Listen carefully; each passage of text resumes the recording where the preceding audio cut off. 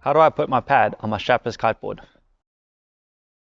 You can be super precise and use a ruler and measure each side and make little marks, or like me, you can just stick it down, eyeball it, and just go ahead and stick.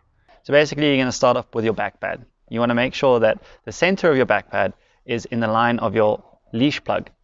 You can have your pad a few centimeters off of the leash plug. I like to have it quite close so I have more pressure on the back of the board. You want to peel off a little bit of the paper on the back of the traction pad and stick it down. Once you're completely happy with how it's aligned, completely pull off the paper on the back and place the pad.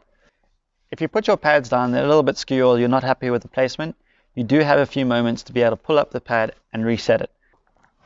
Once your back pad's on, now we're going to move to the front pad. With Liquid Force, our front pad comes in 3 pieces. And basically, there's a few wrong ways you can do it and only one right way. So this is basically what your pad should look like. The space between your back pad and your front pad, that is all personal preference. So as you can see on my pad, it's actually quite wide. You just want to stand comfortably and think that you're on a surfboard. An inch or two here and there doesn't affect it too much. Just remember that you want quite a wide stance when you're on a wave. Starting with the centerpiece of the front pad, you want to basically use your stringer as a guideline to make sure you're centered. Once the pad's in place, put a little bit of pressure on the pad to make sure it's stuck in place. You want to take off a little bit of the corner of the grip.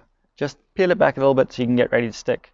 And then stick down a corner and pull the rest of the tape on the bottom.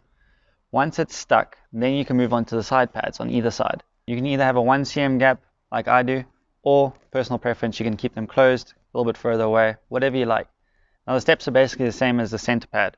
You basically just want to find your measurements, peel it and stick it. I highly recommend leaving your board in the sun for a little bit, like 15-20 minutes. Make sure the glue softens up a little bit, and then take the board inside and push down all the corners to make sure the glue's set.